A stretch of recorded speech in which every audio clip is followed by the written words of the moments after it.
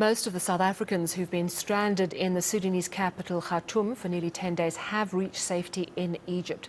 But we understand there are at least 4 people who've been left behind.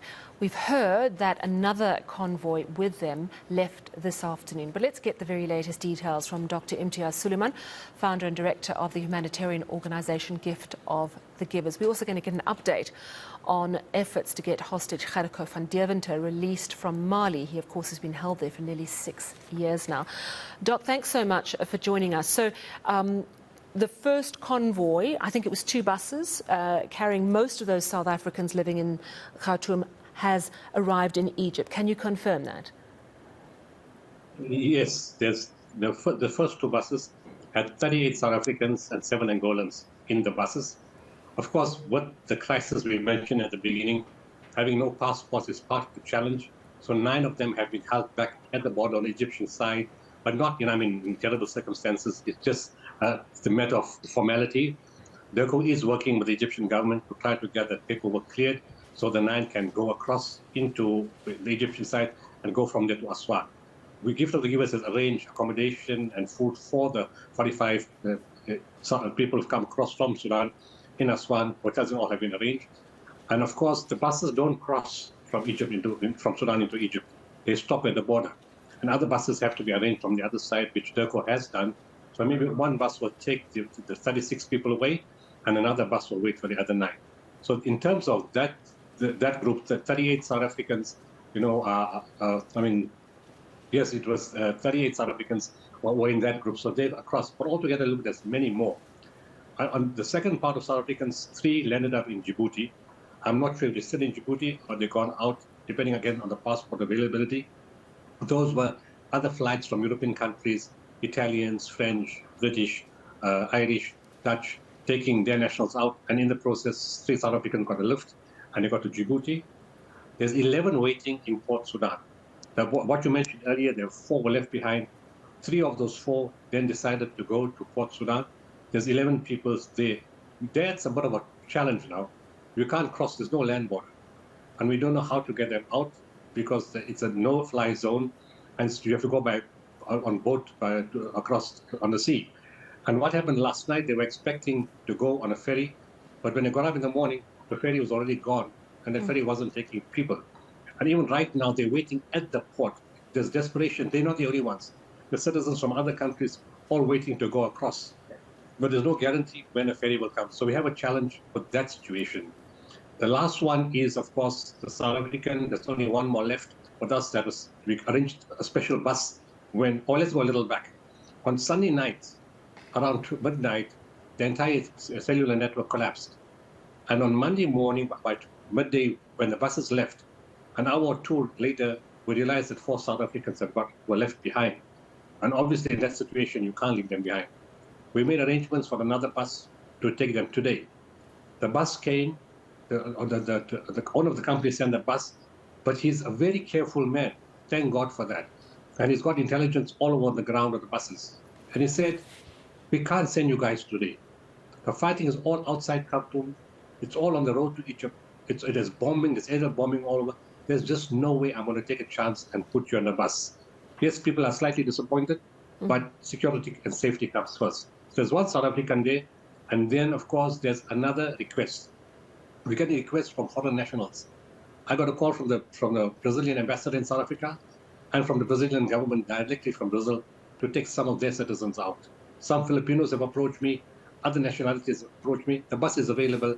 We'll put on whoever we can. So right now, the 38 South Africans, of which 9 are stuck at the border, are out. 11 in Port Sudan. 1 waiting in Khartoum, and there's another one somewhere in between Sudan, Khartoum and the Egyptian border, and we're trying to make contact with them to meet us on the bus tomorrow that leaves for Egypt. So it's interesting that you talk about the fact that your bus driver was saying that it's just too dangerous today, because we've heard there's a ceasefire in place. Are you saying that actually it's not necessarily holding, it's still really dangerous out there? No, ceasefire is maybe in the desert where there's nobody. All over else, there's bombing and fighting all the time. You can hear I'm not there.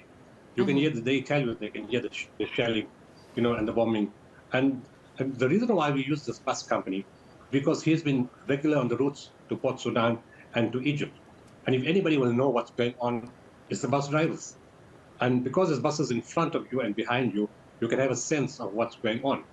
And he said last night, he said, look, I've given you the 2 buses, they're gone. Now you need the 3rd bus, but I don't have the bus. The bus is coming from Port Sudan, but it will come back at night and it will sleep somewhere outside Khartoum because we can't bring it in at night into Khartoum. So the bus will come around 11 o'clock. And then at 11 o'clock, we asked, where's the bus? The man said, I can't bring the bus. It is just, we have to avoid too many areas. They're shooting all over in Khartoum. There's skirmishes everywhere. But he said more than that. He said the planes are coming and they're throwing the bombs. And he says lots of aerial bombing taking place. He said, I can't take a chance. In fact, today was probably one of the days where it's serious bombing all over when it's supposed to be a ceasefire. Gosh, so it really is still a very, very volatile situation. So almost all the South Africans are out. That's good news. Let's hope that those 2 people that you're still trying to get completely to safety, and the people in Port Sudan, let's hope that happens soon. I mean, it's an extraordinary effort. There's a lot of people involved, but even, the incredible kindness of these bus drivers and this bus company that has done so much, I understand, with very little payment at this stage. I mean, it's incredible, the kindness. Actually, it's no payment. Yeah. It's no payment. Wow. They tell you up front, they want money up front in cash dollars because there's no banking system. And then I said, look, we don't have the money here. I can make a transfer. And he said, no. Yeah. So I called That's my mother incredible. in Turkey and I said, and we got it done. He spoke to him and he did it at no cost. I mean, that's amazing. I have to, as we close, just ask you about Gerco van Deventer. There's been a lot of attempts. Your organisation, the Muslim Judicial Council, other groups, pleas for mercy from the group holding him. I understand that the negotiator has got all those pleas through to the group that's holding him. Has there been any movement at all on this issue? Yes. On Friday, he got a call from somebody. The man said, I'm a doctor and I was with Khartoum. We found that very, very strange. And he said, I would like to meet you. And I will meet you on Sunday. Friday was Eid. In Mali, we had it on Saturday. He said, I'll meet you on Sunday. On Sunday, he sent a message, I can't make it. I'll see you tomorrow, meaning Monday. He arrived on Monday from a place called Mopti, which is quite far, but he came late at night. And he's a doctor, so he was at work today. And he said, I'll see you sometime tonight. So we're expecting that meeting tonight. I can't understand the context. He's a doctor and how's he with Khartoum for some period of time? We need to try to understand the context. And the other good news is that we're expecting either today or tomorrow morning, the chief intermediary who actually opened the door for us to get Stephen McGowan out. He should have been arriving from Saudi Arabia either today or tomorrow morning, and that's a very important person to meet. The third part and the final part of the equation, we've done everything else. We made the announcement for ransom free. We sent the videos. We sent a letter from the MGC. We made videos in Arabic. We had people making placards, emphasizing the fact that there's no ransom in this discussion. There's no discussion about ransom. Yeah. And so the last part now is to convince the group, not the captors. The captors have a lot of people around them, and there are people what you call the elders, people who have influence, tribal leaders, and he has to go to meet them in the north to say, look, there's no money. Can you put the word in?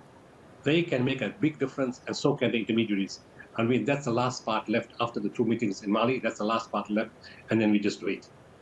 And then we just wait. Well, let's hope there's good news soon. Thank you so much for updating us on both those situations. That, of course, is Dr. Imtiaz Sooliman, founder and director of the humanitarian organisation Gift of the Givers.